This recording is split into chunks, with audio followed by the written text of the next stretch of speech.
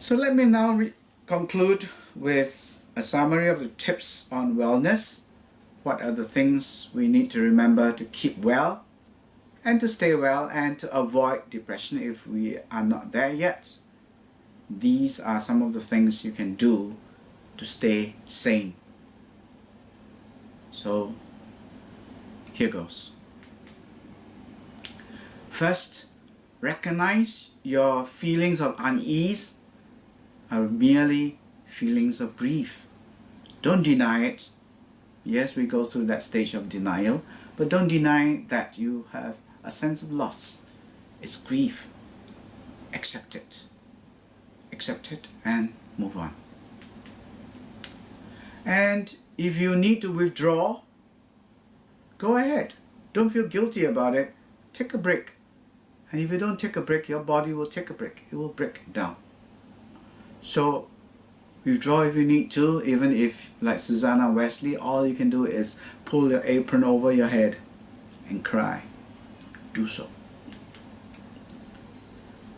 And physical care is important. Make sure you rest. Make sure you eat. Make sure you sleep properly. And make sure you exercise. Sometimes the body accumulates lactic acid and it makes us feel lethargic, and the exercise will allow us to sweat it all away, and the body will remove the toxin. And some of us may be having trouble sleeping, insomnia, our minds are just so active, we cannot sleep. Well, even then, just close your eyes and try and relax, and maybe switch on some soothing music or whatever works for you. Try and close your eyes and just let God heal you with sleep. Be sure to open up yourself to help from others. Do not be too proud to ask for help. Do not be too proud to receive help. Call up some best friends. Call up family members and say, I need help. I need you to come and do something for me. And even if they cannot visit you at home, they may be able to leave groceries at your doorstep, food at your doorstep, whatever it is, your medicine, books, movies, video games, whatever. And this is a time where you can quieten yourself to hear God's soft whisper to you. And like Elijah, God's word came to him. And so you can have God's word come to you. You have the Bible, you can read it. Read God's word. And pray, and pray, and gripe in between, and pray, and cry out to God, and pray. Just like Susanna Wesley, even if your prayer is a few seconds, a few sentences, keep on praying, keep on crying. God hears you. And return to God.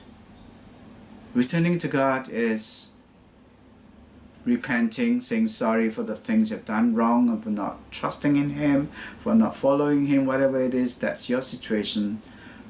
Turn back to God. God, I have walked away from you. I have left my post. I have gone AWOL. I'm back. I'm here to enjoy your presence with me.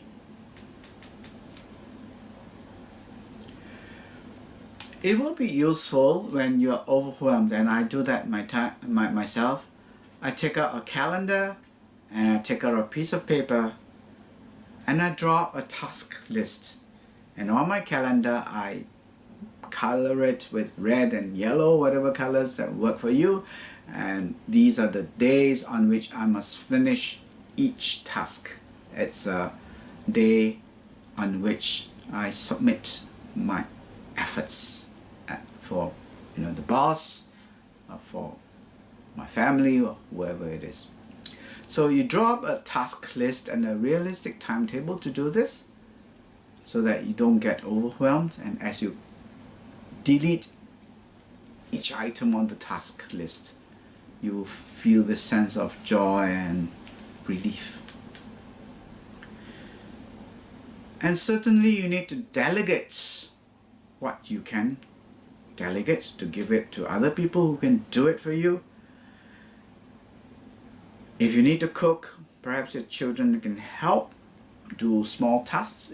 Even if they're small children, they can help you, and they will enjoy the food after that because they were involved in it.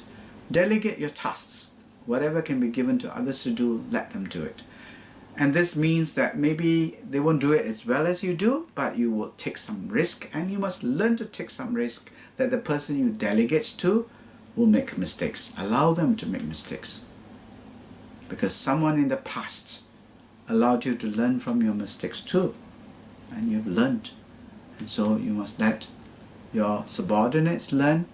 You must let your children learn. So hand over what you cannot do to others. You're not indispensable. You're not the only one who holds up the earth and everything that moves in it. It is God.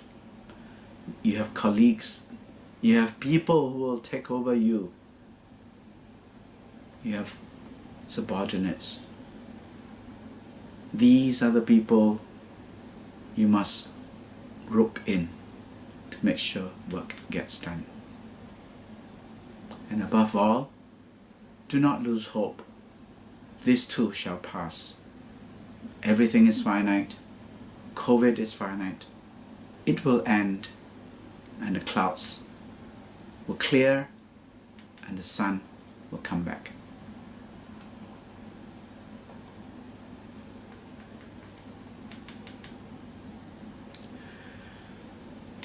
How do we stay well? We just need to make sure we don't do the same things again and suffer the same consequences. So be aware of the causes of your anxiety. Understand why you are anxious, and it may go all the way back to childhood.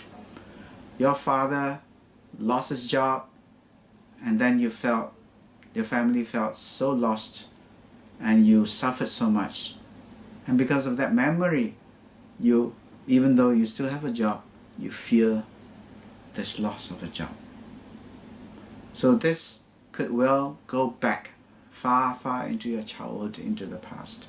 Be aware of the causes of your anxiety and understand where you come from, the baggage that you carry. And then decide what you can change and accept what you cannot. For what you can change, list down when you can do it and the time frame for doing it. And of course, you cannot do everything well and perfectly, especially if resources are not there and information is not complete and you're not able to leave the house. Whatever it is, allow for a little messiness in your life. It's a bit messy, but it's okay. It will do for now. And graciously receive help from others. When they offer it, do not be too proud to reject. Do not be too proud to receive it. Don't reject it. And do not be too proud to call for it. And for everything else that you cannot control, everything else that you cannot do, let go. Just let it go and let God.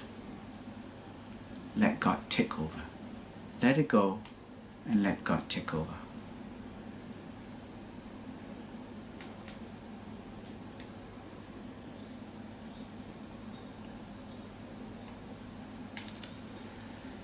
If you have any questions or any problems you want to raise, feel free to email me, asktoh@gmail.com. If you have any questions, ask Toh. Or you can send me a tweet at sktoh6. Send me a message on this Facebook page and I will try to answer them. If you need help, call for it. Send me a private message if you need to, and we'll see what we can do for you.